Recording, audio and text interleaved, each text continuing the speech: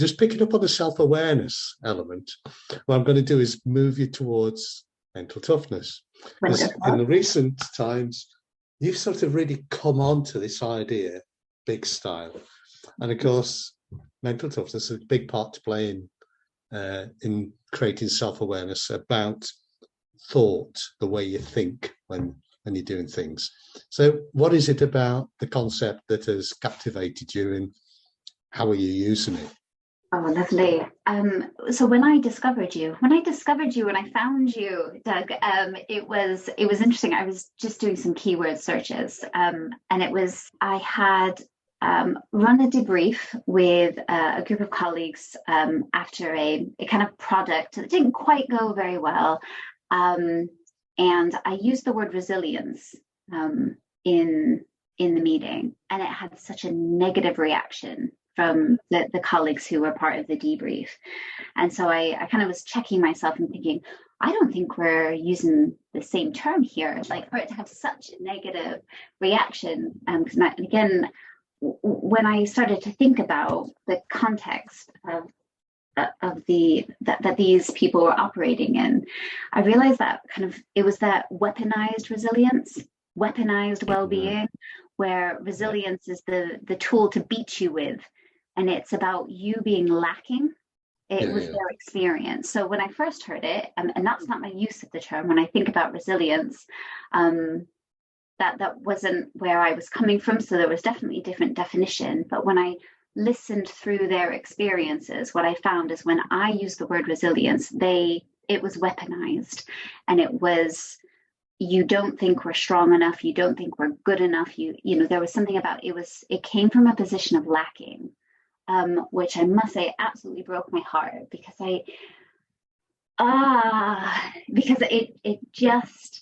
it's just so unfair. And again, it's why I love OD, because often it's the system conditions, not the people. The people will act in their best way within a system. But that was the sort of experience of this group of colleagues. I was thinking we have to create a sort of a common language. So you can't have a conversation where you use words that have so many different meanings without a common grounding, because then how can we have a conversation if the words have so many different variations and meanings? And then the second aspect is because I really do believe in that sort of the maintaining and building of your resilience.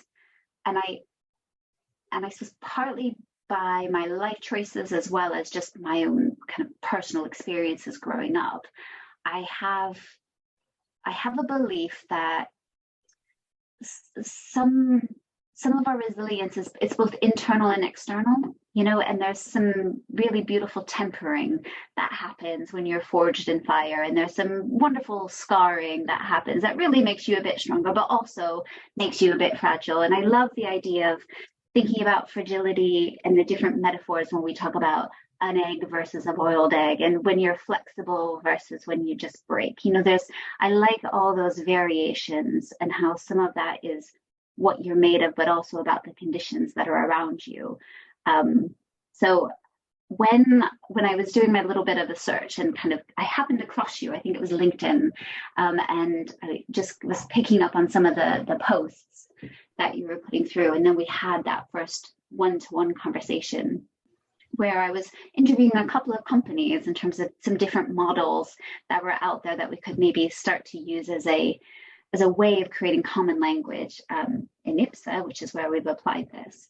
And what really struck me in our early conversations was that you immediately were able to frame resilience in a similar way. That again, it wasn't about what was lacking, but it was about recognizing that we are who we are in the scenarios we're in.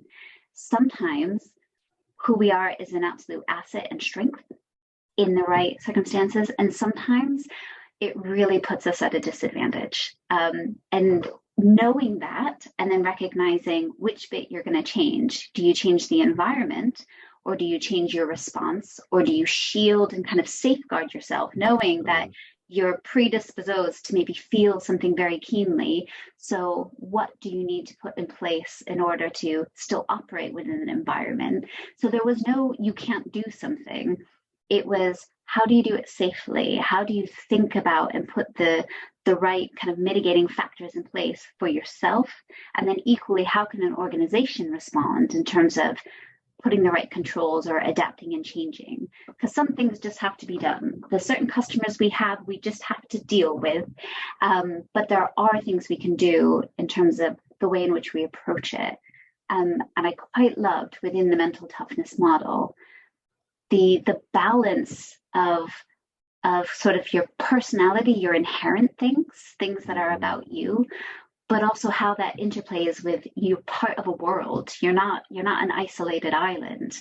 So that's kind of what really drew me in.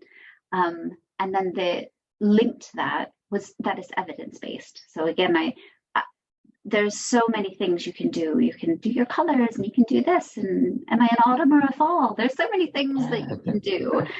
But it was how do you, we have a deeply logical set of people that I work with, and they have a rightfully entitled amount of cynicism towards various things. So being able to have a program that was evidence-based, that had a whole host of application across multiple fields, that we could, I suppose, have the comfort of being a part of something bigger, but it was still something that could be used in a unique space. But I don't know if that makes sense, but you can, there's a comfort in knowing that you're part of a data set that is really, really large. So when you look at where you compare across bigger field, you're like, okay, phew, I'm normal. And there's comfort in being normal. But the beauty of then being able to apply that to a really small data set and then just say, okay, ignoring all the noise around us of who cares what other people's results are, what does this mean for you as an individual? What does this mean for this team? What does this mean for this organization? Was what really attracted me, because ultimately I'm paid to support this organization, not the whole universe, but I'll get to the universe in time, I'm sure. So that's what I particularly love about it. And then the cheeky bit of me, when we were launching this internally, like there's something about the language that evokes a reaction, and not evokes, actually provokes a reaction.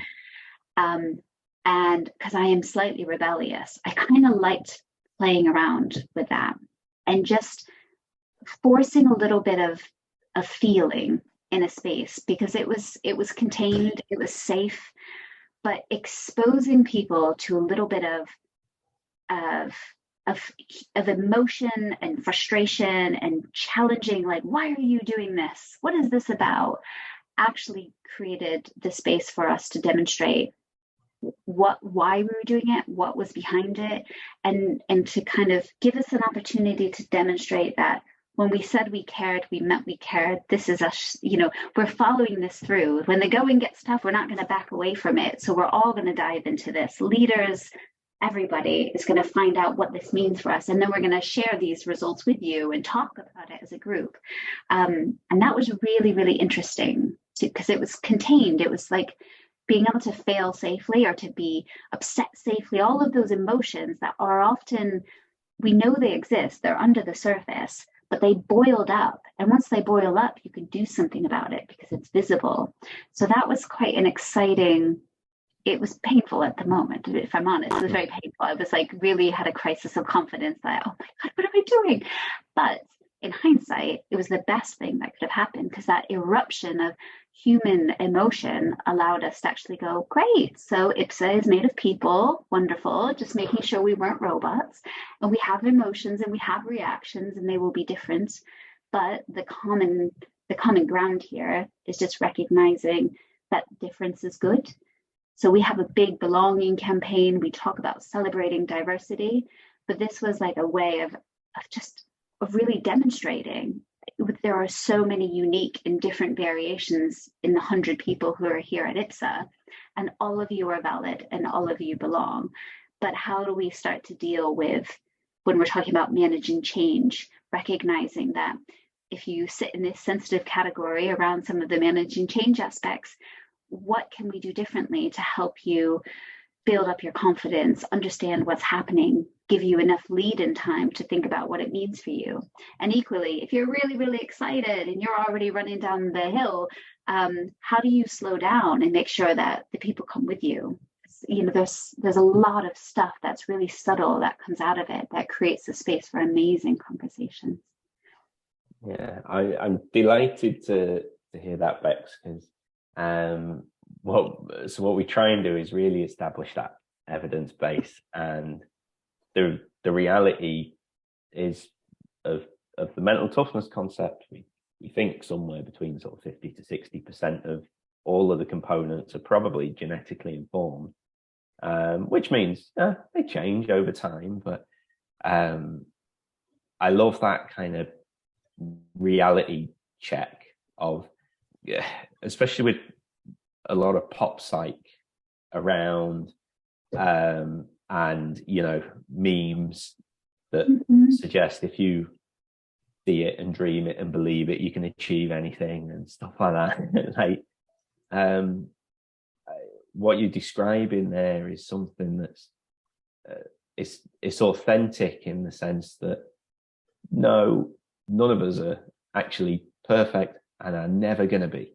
And we can strive to improve and get better at things, but this is kind of who I am and who we are. And well, how do we work both at an individual level, but then an organizational level to make sure that we kind of work with what we've got rather than just wish we had these perfect people all the time? Absolutely. And leveraging like what are those qualities that only you have? You know, there's just something in letting people spend a little bit of time in that space of like, I don't know, I do sometimes spend a lot of time just helping people just talk through stuff, and then they'll name something and they'll dismiss it as a really negative trait. And my art is just reframing. Positive reframing is like my main skill set, and be able to allow somebody to think about something that they're totally terrible at, and then reframe it in terms of, yeah, but in this scenario, or where does it apply in this scenario?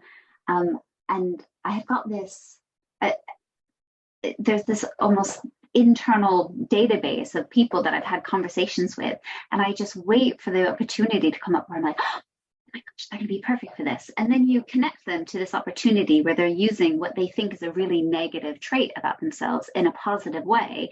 And so they're like, oh, I'm amazing. But often it's just people haven't yet been exposed to how they can use that experience, because again, it's either really homogenized sort of things, or we want everybody to think the same. So because you have, you know, antagonized me when I was doing this work, like you're now in your box and you don't get to be involved. But redistributing and finding like, where are those qualities? Where are they at their best and where are they at their worst? I think that plays really nicely. And that's one of the features in the model, is then you start to do some of that thinking for yourself. And then what I hope will happen, and we're relatively early in this journey, is that people start to advocate for themselves in that space. So we're still in a space where the people need to be spotted and then redirected. I think the next leveling up is where people recognize that these are their strengths and actually create those opportunities for themselves. I work really well in this way. Is there anything, you know, can I work in these types of projects? And, you know, I'm not so great at this. It doesn't mean I won't do it, but I know that person's amazing at it. Can we partner up? So that's sort of how people start to almost create their self-managed teams, so to speak. I think this would work really well in like a self-managed team setting where people are just starting to figure out the, you know, distribution of jobs and who's better, not better placed, but maybe has a bit more interest. I just like it more because there's something that sits alongside of that as well. I think that self-awareness piece, you know, it's sort of coming to terms with who you are and understanding who you are. For me, when I see it really work, it's not that it happens just in the workplace. It happens outside. You start getting, I mean, one of the things that I got about 3 or 4 years ago, a flood of people coming to me and saying, I want to do this at home. I want to do this with my children. They were kind of getting it and then saying, actually, this isn't just about working at IPSA. This is my life. This is how I can live my life. So, you know, I think there are things there that you can be developed and exploited, to kind of consolidate the message. Doug, your timing is perfect. My little boy is at the end of primary school, so he's year 6. So Right. He's his final hurrah. And he's, how would I describe him? He is tall for his age, and he's not a lad's lad. So he's not really into sports. He likes maybe individual sports, but he's not he's not in the sports space. He's not competitive. He's a bit of a ladies' man in terms of, like, he always has loads of young girls around him because he gets on really well with them. He does grow up in a very feminist household. And as he's kind of come to the last kind of few weeks of school, he doesn't like to use the word bullying because it doesn't make him feel comfortable, but he says the textbook description of it would be bullying, because, it's those sorts of comments that are made that are, isolating him or not letting him play in certain environments and different things. And he's taken it in a stride until a couple of days ago, when he just kind of opened up and confided that he's like, I cried at school today. And we're pretty okay with, boys crying. He says, yeah, but I cried at school today.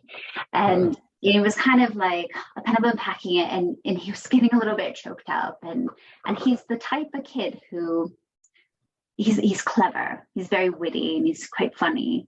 And so we'll often use, like, his witty retorts as his sort of his shield. But I think that also has the impact of making other kids feel stupid. Because he will say certain things, or he'll correct people's grammar. He's a bit pedantic in those ways. And sometimes that's great. And in the right setting, that will be a strength for him. In a playground setting, it's probably going to get him punched in the face.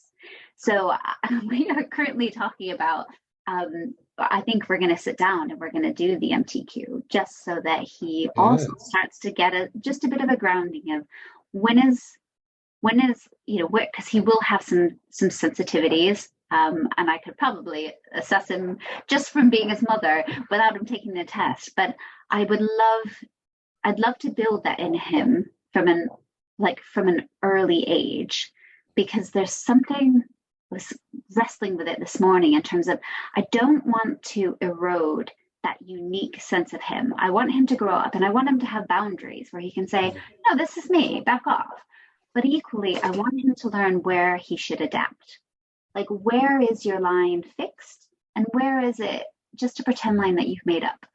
And where can you adapt to scenarios, and like, what is your pattern through the world in which you're going to live? Because he has a choice in those spaces. So and I was trying to figure out how I was going to support him with that. And my mind this morning was thinking, I think that's the starting point for us. So I'm not sure what will happen with it, but I think I think it's something that works as well as it does with adults as it does with kids. And if anything, I think it's probably better to start with children, because if you can start that level of self-awareness when they're young, like, imagine like what the leaders of the world will be like if we can start them being self-aware from the age of 11.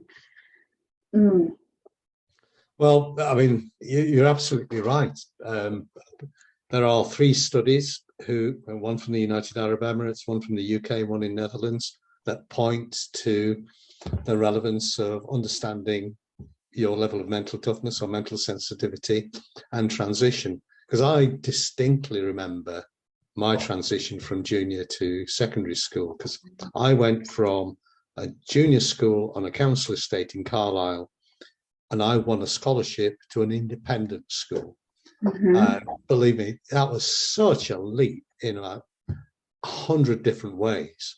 And I was terrified. I know I was terrified, because I was going from a cozy little environment where I knew everybody there. Everybody was my mates. I had the same teacher, been in the same classroom. And I just couldn't visualize what this new world would look like. And so for me, it was a terrifying experience. And the saving grace for me was actually sport. I happened to be good at sport. So I was just grabbed by the others because I was good at soccer. They wanted me in a soccer team, and that papered over a lot of cracks, to be honest. It does. I mean, sport is such a wonderful thing. And that was a similar experience for me. I was a sporty young person, but my son isn't, nor is my daughter. They're artsy and they're very good at drama, and they read voraciously, so if there's a book club going, they'd be joining it. But I was thinking, how do I teach a young man like those sort of social skills when sports is not his bag, and he just is not interested? And I'm thinking, I'm not sure. I think my mother,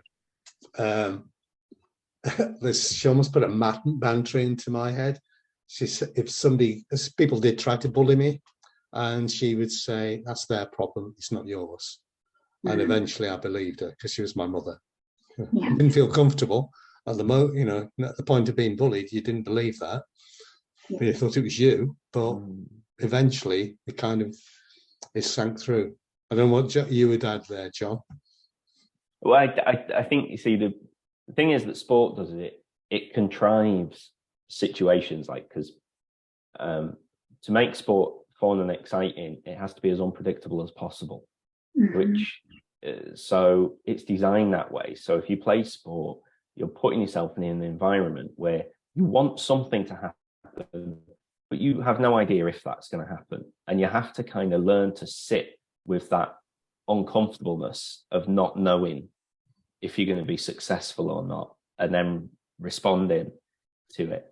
But I think there's lots of other ways as well that does actually happen. It's just not as objective and clear, so when we have interactions with people, and you get this sort of intuitive sense of how well something went, and you get this little bit of excitement and apprehension as to not knowing how something's going to go. But in sport, it's a kind of false setting where it just sort of contrives more objectivity to that, which means you can't help but sit with the feeling of not knowing what's going to happen, or not knowing how you feel about it. And whereas if we don't have some sort of, scoreboard that flashes up to tell you whether things are going well or not, you kind of just drift along, and the whole time you are appraising a situation and evaluating it and feeling happy and feeling discomfort and feeling frustrated and feeling proud and feeling apprehensive, but you don't kind of just pause to reflect on it, because, like I say, there isn't a scoreboard telling you to. So I think it's just it's how we create those pauses in the absence of this sort of ridiculously contrived situation that we get in sport. Do you know, it's interesting, because I think if my son would hear that, would almost be his description of sport is like, it's just made up, though. It just doesn't matter, but they act like it matters so much. I think the thing I would really love for him to come away with is like, yeah, but that's cool that you think that, but some people love it. His poor father loves sports, and he's got the least sporty kid in the world. He's like, okay. So we kind of say, like, in the same way that we're now obsessed with Pokemon, or we know all the Marvel lore because you love that, you can also learn to just learn a couple of players' names so you can hold a conversation, so somebody else can share their joy with you. So I think there's something in just teaching the social skills around it, even when you don't actively participate in the thing, how to cultivate appreciation of other things, even if you like it, just appreciation that other people like it. I think it's good practice, though, to you can care about things that don't necessarily have a purpose. So you'll have things in life that do matter and you do care passionately about, and you have people like those kind of fireball comets that you spoke about earlier on and everything. But also I think where there's a lot of value in terms of sort of savoring moments and stuff is getting really into stuff that doesn't matter, which is like 99% of stuff in life doesn't actually matter. I love sport. I love listening to music. It doesn't really matter. Very few things really do, but sure, isn't that the part of the fun of it? One of the things I always say to players is like kind of what a privilege it is to experience whatever emotions come with it. And sometimes it's dread and fear and terror and frustration and anger and regret. And sometimes it's the really good stuff, but all of that is better than experiencing nothing. Yeah. Like the apathy is that's the bit that's boring. And I kind of think a way that we gradually and experientially develop our mental toughness is experiencing some sort of feeling about something. And I'm always trying to get my players to sort of at least recognize that what a kind of privilege it is to experience those kind of emotions, even if they're not the nice ones, because you're still experiencing something and there's some sort of growth that comes out of that. So true. I think there's an interesting side question that comes out of this is, how do you, because I wonder if there is a bit of a type of group who, if they're not sporty, if they're not like, what's the question? What's the organizing question? I'm curious because I think I might be holding an assumption. My children are very different. The way they grew up is very different to the way I grew up. But because they're not sporty, I'm not sure that they benefit from some of the kind of social peer relationships that you build when you're in a sporting team. But theirs are different. I suppose they have. Yeah, I'm gonna have a little look across. I'm gonna be interviewing my children now in terms of what their relations are, because it's differently. When we talk about people being sporty, there's two kinds of being sporty. There's playing sport, and there's being interested in sport. So, one of my grandchildren isn't terribly good at sport, but is absolutely passionate about their football team. And so he's got this real interest in sport, not terribly good at it, and loves it, and he's developed a social life around it. He's experiencing the highs and the lows. Right now he's experiencing a lot of lows, but so you don't have to play the thing. And I was really good at football. I can't watch a football game. I wasn't terribly good at rugby. I love rugby with a passion. When I'm watching a rugby game, I'm on that field mentally with those players. I am one of those players. I think we call that you can talk a good game. That's a good game, exactly. I'm wondering if from my children, if actually their proverbial sport is actually like theater, they're quite drama driven. So we love drama and theater and movies, and they've got like, that's their passion. They'll spend hours talking about like Marvel lore and the plot holes, and they just love that sort of stuff. And I think this has been very helpful, because I think you've just surfaced a little bit of a bias that I'm holding in terms of what I think my children should like. And actually they don't. There's zero sport at all, which is very weird for my husband and I, who were both sporty and love sports.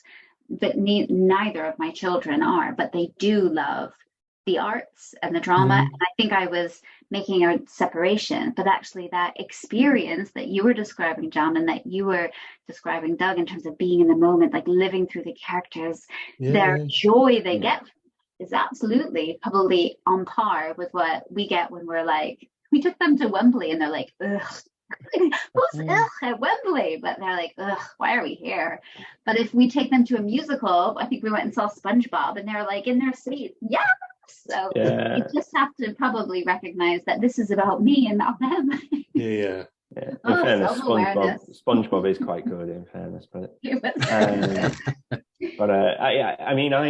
another thing I often say to players, because we call it in sport, we call it a performance, right? So the pitch is essentially your stage, and when you go on any pitch or court or whatever it might be to play sport, you're performing. You're a character, essentially. You've a persona that you're probably drawing on elements of yourself that are going to be most useful, but then there's going to be some dials that you're turning down a bit because they're not going to be particularly useful. And most sports people are very different when they're performing, you know, and they're in character, if you like, versus when they're off the court, the pitch, the stage, whatever we want to call it, and in everyday life. So there's still and that sense of working towards something, but not really knowing how it's going to go, and being anxiety laden with all the potential things that can go wrong is another crossover, which is brilliant, right? Because sure, that's life, isn't it? Life's uncertain. Right? You just have to get comfortable with being uncomfortable. For sure. Oh, that's so helpful. I'm so glad that we kind of touched upon this, because I was agonizing a little bit, but you just kind of unlocked that actually there's something interesting. Like, rather than I was really stuck in the sport metaphor. Like, we draw upon those examples so often, but they don't apply to my two young people.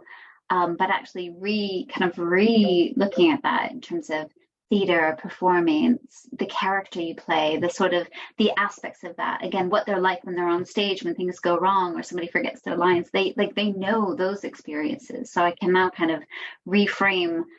I'm just going to spend some time thinking about how I can look at all those connections to kind of help them make it lived for them, because the sports ones were going down the drain. I was just like, I'm getting nowhere here. So that's really helpful, actually.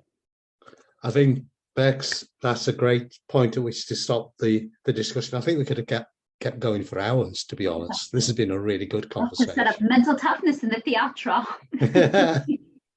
So, and I think there's a lot in our discussion. I love some of the things you've come out with. So, you know, the idea of looking at the angry and the frustrated and working with them to channel that energy and emotion towards more productive ends. And this idea of leadership is about recognizing that you can trust yourself and others to come forward with their ideas and solutions, because you can't come up with them all. So there's some fantastic thinking in here. This is brilliant. And I love the way that you kind of came across mental toughness initially through that kind of weaponized perception that people have. I completely get it. I was asked during COVID to do so many of these kind of lunchtime webinars where people can so easily perceive it as you guys can't deal with the stress, so you need to be better at dealing with stress. And I got to the point where, when I was getting asked if I could do them, my first question back would be, have you thought about making their job less stressful? Could we do that first? So I think it's such like an important point, and it just shows. And I think, look, whether you're talking about resilience or mental toughness or any kind of area like that, we have to be constantly aware that people's perceptions of what it are isn't necessarily the same as what we mean by it. So you spoke about common language, and I think that's such a valuable tool. And it takes a couple of conversations, and it takes time to even get to that point. And so often we're rushed into creating change rather than just taking a little bit of time maybe to get that kind of common understanding amongst us. So yeah, it kind of really reinforced that to me.